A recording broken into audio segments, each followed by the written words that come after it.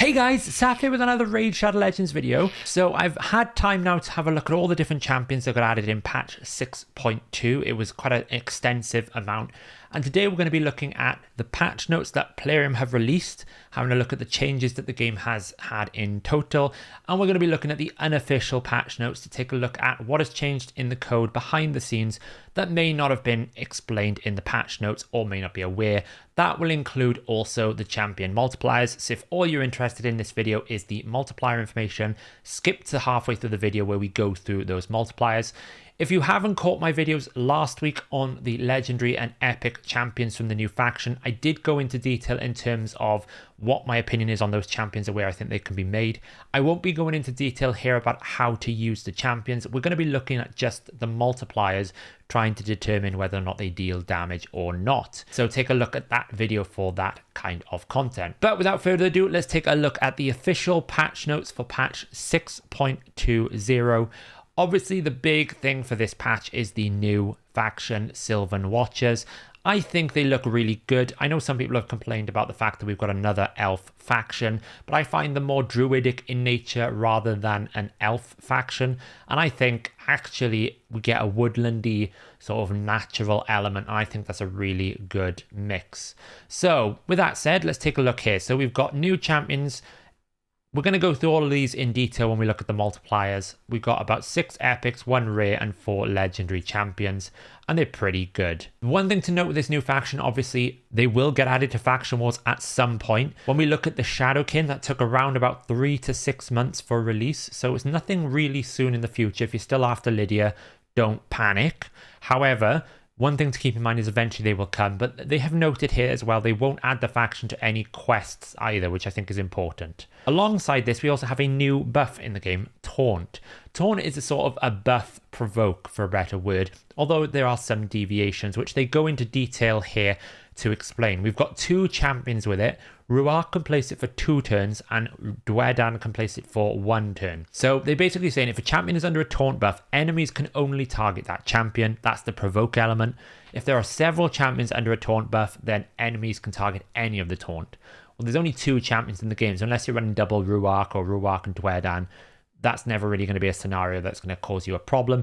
And I would imagine, to some respects, you wouldn't want that to happen anyway, because otherwise your taunt buff is not very useful. You'd want to almost stagger it, but it's good to know that you pick any of them. The biggest difference between the buff and the debuff is provoke, you can only use A1 abilities, your basic abilities.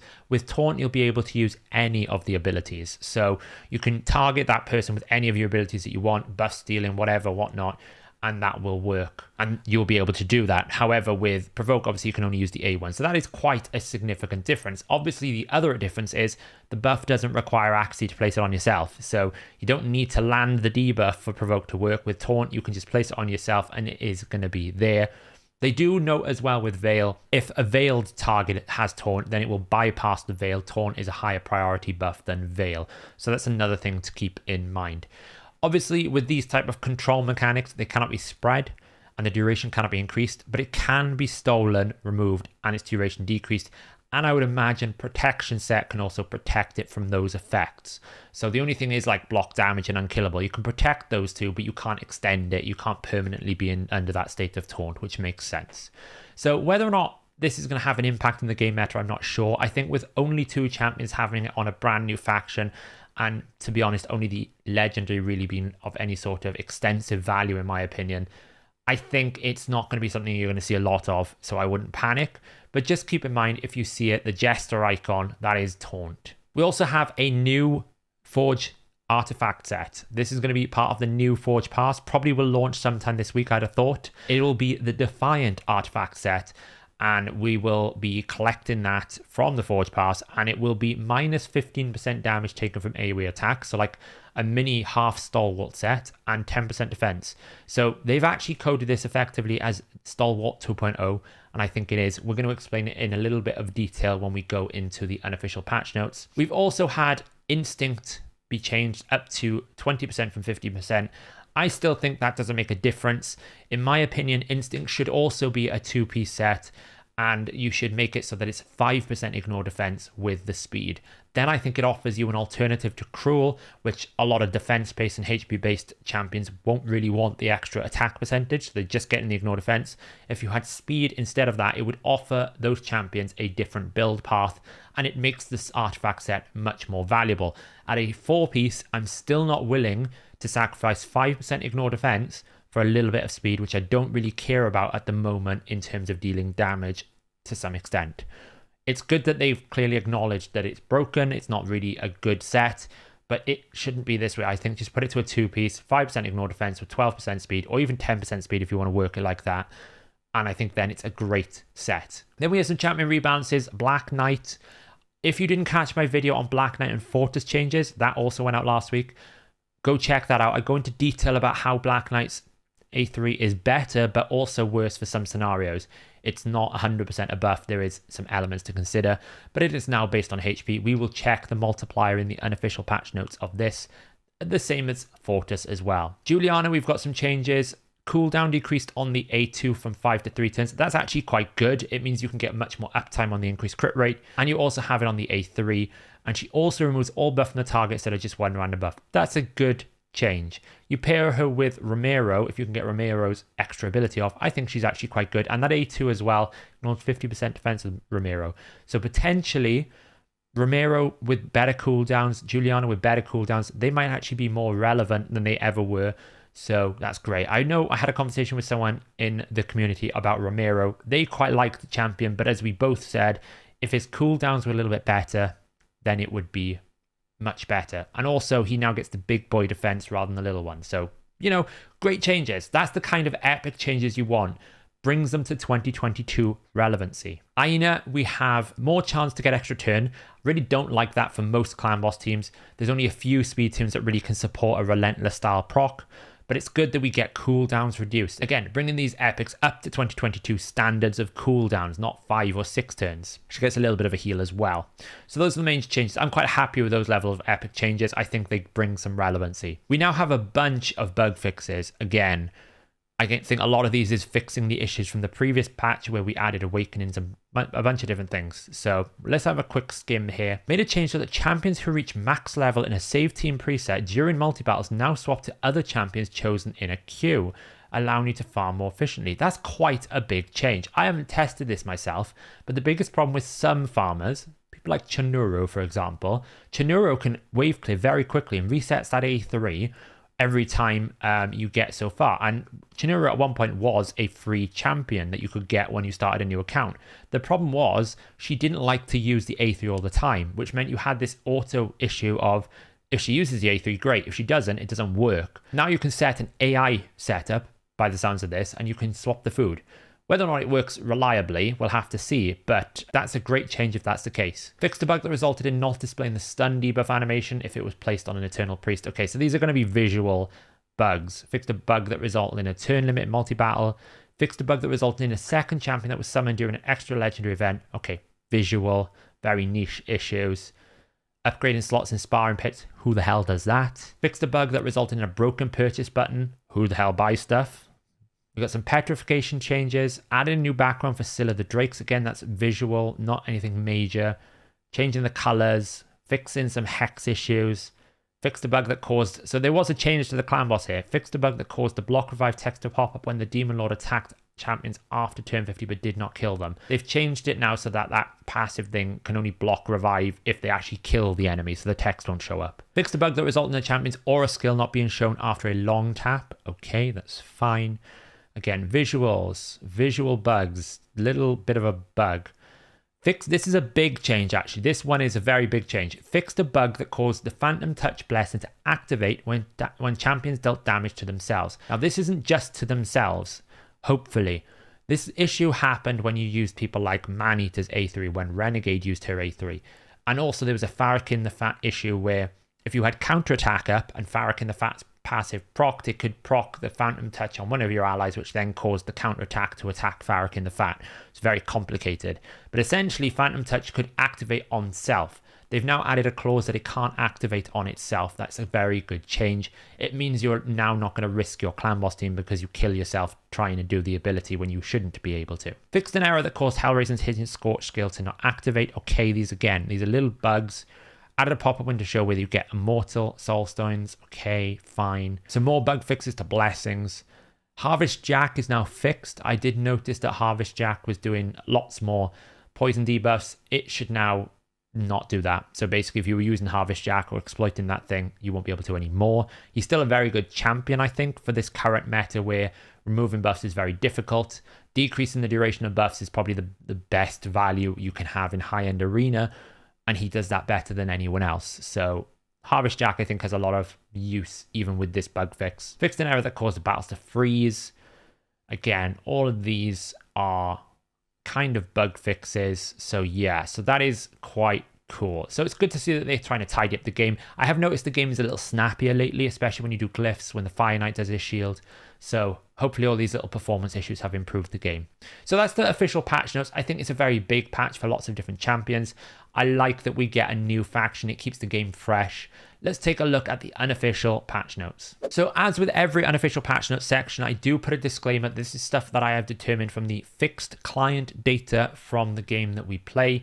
It is not an information necessarily approved by player, but it is in the game, so it's accurate as to my own understanding of the way that I've deciphered it. Most of the information that I provide in these unofficial patch notes turns out to be true, even when player themselves sometimes will try to counter it, such as explaining how polymorph works with deterrence, which, by the way, it still does not work with deterrence. They haven't added that fix in just yet, but that bug will be fixed, I would imagine, at some point. But it's not really a bug. It's just that deterrence isn't supported by polymorph because they haven't added the debuff into the conditions like they did with Mithrala's petrification. So I like to add that disclaimer at the start that, this is not an official release, but it is information that is accurate as to it's in the game. This is what we face. So 2 general changes here. Ultimate Death Knight is now summonable from all shards. I saw a couple of people in my clan pull him this weekend and were confused. Once the events end, similar to Deliana, this is the trend I think they're going to do now to get around the ninja issue where you can't get ninja anymore. You'll be able to summon the champion. So a +4 Ultimate Death Knight will be possible. So that has now changed. Now that that event has ended, you'll be able to summon him. We also have one thing with Taunt to note that wasn't noted in the patch notes, that Mastery Lasting Gifts will not work with Taunt. As noted, you cannot extend its duration. Lasting Gifts extends durations. It won't work here. So that's just one thing to note, that Mastery won't extend Taunt. So let's get on to the updated champions. Black Knight. Nothing else has changed apart from his A3. It is a strong hit still, but the difference is now you don't need the missing HP to become strong. He has a 0.25 times HP. That's his new base multiplier. Before it was just attack. Now it is 0.25, and then it is multiplied by the amount of HP that's missing. So what it basically means in a TLDR function is the upfront damage at 100% HP is much stronger, but he doesn't scale as hard when he misses HP because we don't have that times 10 multiplier. So if you were running a high attack sort of 1% nuke strategy, that will be much weaker in this change versus the old way the way that everyone would build him, which is just pure HP. He will hit at least decently on that A3 now if you're using him in secret rooms or anything of that nature. I think overall this is a good change, but check my video to see in detail how those numbers have changed. I think it just means that the old nuke strategy is not as good as anymore, but I don't think many people would run it anyway. Fortis is still a bit of a problem for me. I have noted and I've bug reported this to Playroom, and they are aware that this is still not doing how it is described. They've changed it now from a 0.1 times fear count times 3.5 to a 0.1 times fears plus 3.5. That means it does move from weak to godlike, so it's much stronger now. Although it doesn't really feel like he hits godlike, the math suggests he does hit godlike. The problem is enabling his kit to get there. So one thing to note with this ability, effectively it says you should be dealing 10% more damage per fear, but actually you only add 0.1 multiplier, which translates to around 2% extra damage per fear. You will always have at least one fear because you need to unlock that ability from a fear, so it kind of scales upwards. So, if you do 4 fears, it will be 3.9. If you do 5 fears, it will be 4, and vice versa. There isn't a limit to that fear count, and it does transfer across rounds from what I can tell. So potentially he has a lot of use for a high Doom Tower, sort of wave 3 nuker He's defense-based, he's tanky. If you don't have that Seer reset team, or you don't have a Calvalax Theodore kind of team, he has a lot of value, in my opinion, for that specific content. As an arena nuker, it's very hard to enable him. I think that's the problem with this kit. If they change it so that it multiplies damage correctly, we could be having a different conversation, because he would scale a lot better. But he doesn't scale very well, because it is only adding 2% per fear. It's not adding 10% per fear like it suggests. It's not multiplying the damage. It's simply adding 0.1 to the multiplier. It's a very, very big difference. So we'll have to see what happens with that bug report. But he does now at least do damage from the old way, where you basically started at like 0.35. You now start at 3.5. So that's something. We also want to make a mention of this Defiant Set. As I mentioned, the multiplier for this Defiant Set is 0.15 times damage mul times same skill count. And that's minus. So that's basically how much damage is coming off. Now, the important thing to note here is the same skill count. When you have an artifact set, if it does an effect, it has a skill. Now, what it's basically saying here is, multiply it with the amount of times I have this skill set. So if it's 0.15, I'm timesing it by 3, which means I'm doing a 0.45, which means it's additive. Then it multiplies from the final damage. Now that's important to note, because if it does work like that, it means that a 3-set Defiant is going to reduce more damage than a 1 Stalwart and a 1 Defiant, even though technically Stalwart and Defiant add to 45%, because Stalwart and Defiant together are not going to be additive. They will be multiplicative.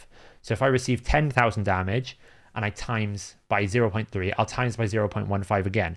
2 separate multiplications. Whereas if I have 3 Defiant, it's times by 0.45. It will make a difference quite significantly, which means that Defiant is overall Stalwart 2.0, and you prefer to have 3 Defiants than you would prefer to have 1 Stalwart and 1 Defiant. It's not the same thing. I think that's how it's going to work. Once I get my hands on some of this set, I'll probably do an in-depth video on it to make sure that that is how the math is working out. But obviously, we won't get that until the Forge Pass comes out, because it's the only issue with these sets. You can only get them from the Forge Pass. Let's talk about the champions then. We've got Lady Annabelle. She is an epic.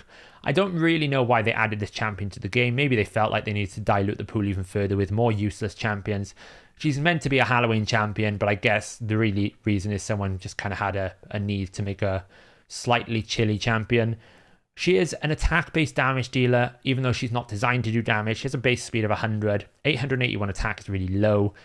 Multipliers here, 2.4 times attack times 2 on the A1 and 4.4 times attack. She's an average damage dealer. She is kind of, in my opinion, a useless, pointless champion. If I wanted to run a solo champion like Burungiri and Bommel, I could just run Burungiri. I don't really need another Burungiri. And to be honest, Burungiri himself isn't that good at solo and Bommel. So maybe there is some things I'm missing, but to be honest, in my opinion, this champion is utterly useless. Then we get the Fusion champion, Morrigan. Now, I am actually going for the Fusion. I think a lot of people are probably not going for the Fusion just because of how difficult it is. We haven't got an extra epic we can get. You have to get every single rare. It is a bit of a stretch, but I'm actually going for it. I just got my Undead Horde to 10 out of 10, so, you know, potentially this champion with 112 base speed could end up being my fastest champion in my account at the moment because of all those different benefits. She is a very good turn meter control. If you don't have a Lysandra, you don't have a Deacon, she's probably your next best option if you can get the accuracy levels up alongside the fast speed. So she does do 1 attack on her A1. It is a 4.9 times attack, and it is quite strong because she has 1,068 base attack. But again, you're not there to deal damage with this champion. She's a turn meter manipulator with debuffs. So I think damage-wise it's not that relevant, but it does hit reasonably hard if you want to use her in a clan boss setting or some other crazy setting. She will hit reasonably hard. Then we get Michinaki. I wish I got Michinaki on the weekend, but unfortunately the times 10 gods did not grace me with any luck, although I did get some pretty other good champions, so I can't complain. He is a defense-based nuker. He has got this unique passive where anytime an ally attacks a hex target, he has a 50% chance to attack with that ally. Now, the important thing to note about the passive, there is no damage penalty on the passive like you would get with counterattack. It's a joint attack. It's ally attack. There isn't any penalty here. So he's doing 100% of his A1 50% of the time. It is a monstrous passive. It is so crazy strong. Put him in Hydra, you get an AoE HP burn. Put him in Clan Boss, you get probably the best defensive damage dealer in sort of Clan Boss for that role. But he is defense-based, 1,376 defense. It is on the lower end of defense-based here. Speed, 101. His A1, 3.5 times defense, is godlike for an A1. 3.9 on his AoE. He's a double AoE champion, which is good. 3.9 times defense is strong. And his A3 is 2.1 times defense times 2, which is also strong. Overall, he is a wonderful damage dealer, probably one of the best defense-based damage dealers in the game. He does do a buff strip. He places his own hex. He's got decreased defense and decreased attack. I would rate this champion extremely high, and his damage numbers give him credibility for that passive as well. His A1 is monstrous. Next up, we've got the first of the new faction, Pathfinder Kate. She will be in your inventory if you're going for the fusion a lot. She is an attack-based champion. She does 1,288 base attack with a 95 base speed. Pretty average, sort of middle of the ground for a rare champion. The A1 is 3.7 times attack. That's average. And the 3.8 times attack is also average on the A2. I think she might have some viability in secret rooms because she can put skills on cooldown on the A2 alongside your Kales and alongside your Soul Bonds. Those other rares that are really good for those secret rooms. Other than that, she won't find much place in your teams for many players. You're not going to decide to invest in her over your starter champion, for example. I think Elhain is a better arena nuker than this champion. Then we have the first of the epics, Cormac the High Peak. He is an attack base. His base attack is actually quite high at 1509 for an epic, but he is quite slow at 94. He is one of the ones that gets the extra turn.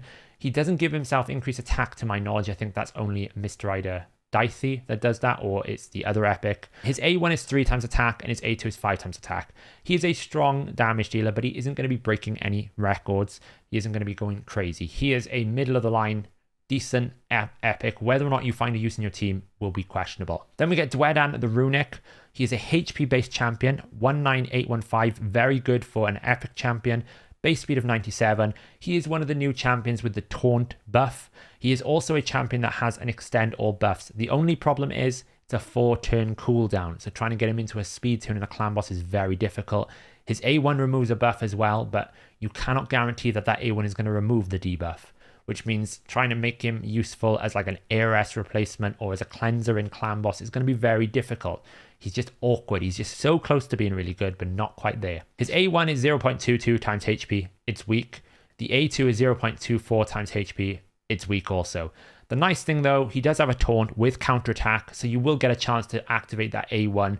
He's not going to be doing any damage for you, but at least he won't be a burden to your team. He's going to be tanky. He's not going to be difficult to kill that easily. Next up, we've got Mistrider Dicey. He is kind of like the marksman of this faction, does lots of extra turns. He's got an attack base of 1376. That's pretty sort of mid to low for an epic, in my opinion. Speed is 97. He's got an A1 with 3.8 times attack, strong, and he's got an A2, 3.9 times attack, and it's also strong. But he does do a hell of a lot of extra turns, so you could easily substitute some of the loss in terms of like high-end damage for the fact that he can go lots of times. Put him with a Relentless set. How often can you get him cycling through? He has an extra turn on his A3. He gives himself the increased attack. Actually, potentially interesting to see how this works. But he is not, again, like Cormac, he's not breaking any records for damage dealing here. Then we have Misiliac Priest Orn, the nerf epic that we were all going to potentially get, that we hoped we could get a duplicate for, but we can't even get that. He's got a base health of 20,310. That's very good for an epic champion. If we thought, some of the other champions in the game have around about 20,000 base HP, that's very good. Speed of 95, so it's a little bit slow, but it's not too bad. He's HP based damage dealer, but none of his damage is going to come from direct damage. 0.1 times HP times 2 is weak on the A1. He's a 0.2 times HP times 2 on the A2 is average, because 0.4 is quite a strong single target HP based damage dealing ability. And then we get 0.25 times HP for the A3, which is weak. His damage comes from poison. I actually still think he's better than Uragrim because he's more reliable and consistent, although you have to worry about affinity. He will pump out more poisons, but it will be a bit more tricky. And I think the heal nerf on the A3 or the 25% not landing is also a bit of a problem. But overall, Basilic Priest on, in my opinion, is still decent. He's just not overpowered. Then we come to my sort of favorite epic of the lot, Ruella. I think this champion is going to be really good alongside Nia, which we're going to look at next. Base attack of 1376 and a base speed of 112. That is insanely high for an epic. That is like top 1, top 2, I think, in the game. She's incredibly fast. She is a double, triple hitter, a Fire Knight queen. She will be amazing in Fire Knight for anyone who picks her up. I also think she's very good in Clan Boss as well because of her A3 that gives turn meter and increased crit rate. So what are the multipliers here? We have a 1.5 times attack times 3. Her A1 is godlike. And her A2, 2.3 times attack times 3 is strong. I think she can match Crutraxa levels of damage in Fire Knight, and that is a very high bar to reach. I don't think she's anywhere near Halsring, unfortunately. Halsring is still way stronger than Crutraxa, who is way stronger. So, or even with Ruella here. So I think that's kind of the tier list we're seeing for that kind of role where you can afford to get an extra damage dealer in your team. She also has a 15% turn meter steal on the A1 as well. So she's getting a lot of turn meter back. She's got a very high base speed. She's going to be rotating around. The A2 is unique in the sense that every single debuff is placed on every single event. So if you've got attacked 3 times, you have 3 times to place all 3 debuffs, not 1. And that's a big, big difference, because if it's like Cantra's A2, where you get a chance to get any of them, you can roll the same debuff and then only get 1 debuff in 1 ability. It's a really good kit. One of my favorite champions I've been added in such a long time. I hope I pick her up at some point in the next summon events. Then we come to White Dryad Nia. Base defense is low here, which is a bit disappointing. 1277, but it is an epic champion. I suppose we have to take that into consideration. And she has a base speed of 98. Now, the unique thing about Nia is the ability to do a single target renegade with ally protection. She's going to create so many interesting teams around her protection capabilities. She heals on that passive, so she's a perfect bolster candidate. Big shield, big HP. Her base HP is really high. She can heal herself. Every time she heals herself, she heals the team. Wonderful champion. But she doesn't do damage. She's an A1, 2.5 times defense is average. It's okay. It is an AoE decreased speed. So for Hydra, the debuff is more important than the damage. She's still a top tier epic. I think she's going to change so many different teams around. The opportunities to use this champion, to flex it in different teams, to sort of focus that A2 on the right target is so interesting. I hope I pick this champion up as well. Now, the first legendary in this faction is Elva Autumnborn. It is kind of like a Siphi Duchess style champion here, where you've got a high base speed of 110. It has a single target revive, and then it has that kind of A2, which places block debuffs. It is the only champion in the game that I think that can place block debuffs, increase speed, and do a full cleanse all in the same ability on a 3-turn cooldown. That does mean, however, it only attacks once. So from a damage perspective, this champion is decent, but is not going to get an awful lot of attacks in to a high value. We've got a base attack here of 936. That's kind of like a support level base attack. It's a little bit higher from that. We think Brogni's around about 800. Man-Eater's a little bit less. A base speed of 110 puts her on par with Arbiter. That makes sense in a support role. But she does have a 4.8 times attack A1, which does put her quite strong. So you can kind of think of her like a substitute for Ares in that kind of mid-air team. She does have the sort of increased speed and the cleanse on that 3-turn cooldown. But the benefit you have with someone like Elva is you have the aura. So you can use a 19% speed, or you don't need to rely on a Fushan or a Deacon to bring that extra speed, and it will bring your team down. Now, whether you'd want to commit sort of a legendary champion of this power to something like that is a whole different question.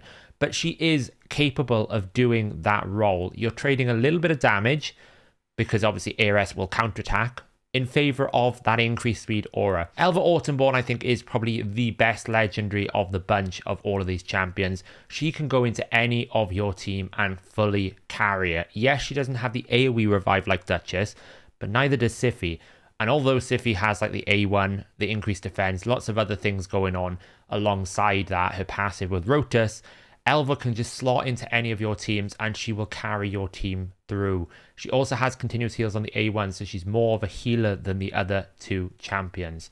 Elva Autumnborn, an excellent, probably the best legendary in this faction. If you get her, she is awesome. And I have seen some content creators kind of suggest this could be the next guaranteed champion. I think she's a little bit too strong to be a guaranteed champion personally. I think she would make any faction wars really easy if you pulled her, and I think that's a bit of a concern. Then we get King Galkobar.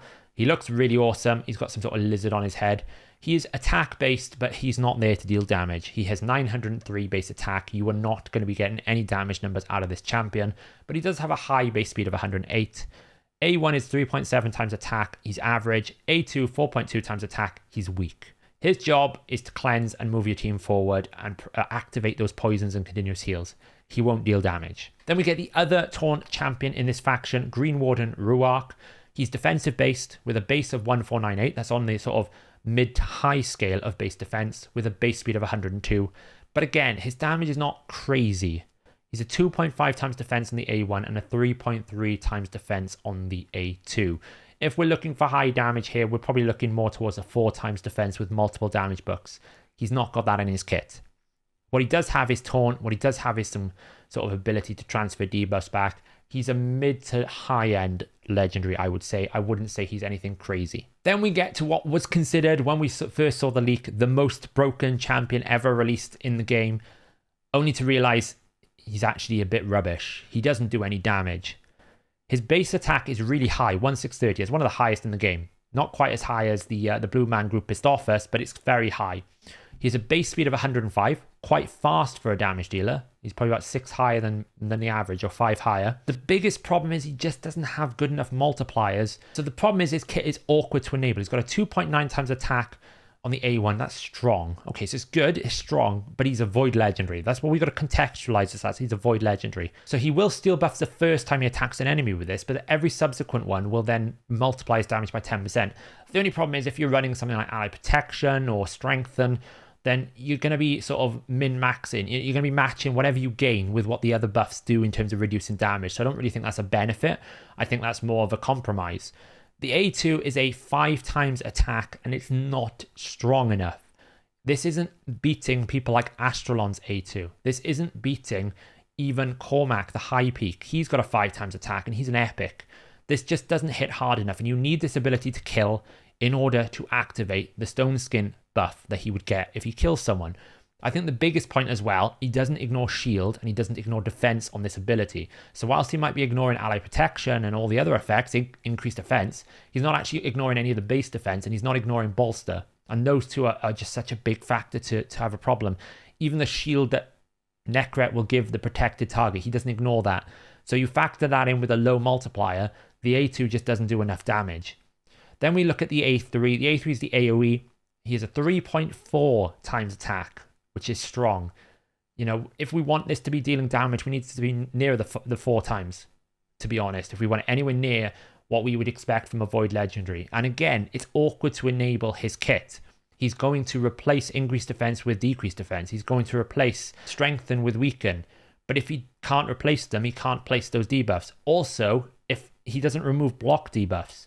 So whilst he may be able to remove the buffs, he can't replace the buffs if the block debuff is out, which is going to be the case with Necret or any immunity teams or any cleansers. They always bring block debuffs. So the A3 debuffs are not ideal. However, the other problem he's going to face is because he is trying to remove buffs, he is trying to steal buffs, he is trying to place debuffs, he's going to get polymorphed to infinity. And that is a problem in high-end meta.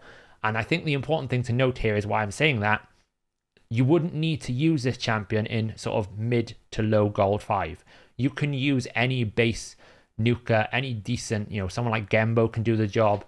People like Astralon, Herndiggs, your champions that you've picked up over time, Magnar, they can do it just as good as Ailil. He doesn't bring anything better. What he was designed to do was counter the Platinum Arena meta of Necret, of Stone Skin, of tanky champions, and he can't do it. He doesn't hit hard enough. To the extent, when we were on stream the other night, A3 hits about the same as Kale, a rare starter champion. So a Void Legendary is hitting around about the same damage as a rare starter champion. It's not good enough. They need to take this guy back and buff him straight away. He just doesn't deal enough damage for a Void Legendary champion, which is a real shame. But that is what I would say with this champion. He's meant to kill people. He can't kill people, so he's somewhat useless in that mode. Whether or not he has PvE value, I don't know. But to be honest, again, it's questionable as to whether he would replace any of your Seer teams or anything of that nature. What I would say is passive allows you to run him extremely slow. You can get lots of buffs on him early on, so he gets a lot of turn meter. So you can run 124 speed nuker here and try and mitigate the issues and index more into higher stats like attack and crit damage. But I still don't think it's going to be enough. I've seen some playtesting on him. He just doesn't have the tools in his kit in terms of raw multiplier damage to be able to get over the line. If you change this A2 to a 6 times and made it ignore shield, then we've got a champion on our hands, because you could sort of live with the problems of the A3 if the A2 at least picked a target, killed the target. That's what you kind of need that A2 to do. It doesn't do it, so he's useless. So there you go, guys. That is the end of the patch notes video. Lots of champions and less changes in this one, lots of bug fixes. I think there's some sort of champion in there for every account to really want to look at, and I think a lot of the bug fixes will hopefully improve the quality of life. If you're going for the fusion, by now you should have had around about 9 at the point of this recording, because I'm recording this the day before the artifact enhancement event starts. So I'm on 8 at the moment. I'll be on 9 tomorrow. Keep on this event if you're going for the fusion. You can't afford to miss a Kate, but keep in mind you could pull an Ornn or a Kate from a shard if they do some sort of ×10 on the weekend, or you get lucky on the summon rush. You'll have to pull some shards on the summon rush. It's going to be quite awkward for me. I've run out of sacreds because I got baited by the Michinaki. I will be on stream Thursdays. I stream Monday and Thursdays now going forward. If you want to have sort of questions, or you want to hang out with someone and you want to just have a chat with the community, we tend to have like a free open discussion about different things, questions that people bring to the community. Often we're doing a theme around like running some Hydra, building some champions, theory crafting. So it's always a fun time to hang out. That is around about 8 p.m. UK time on Thursday, and Mondays is when we start that stream up. But until then, guys, I will catch you in the next video.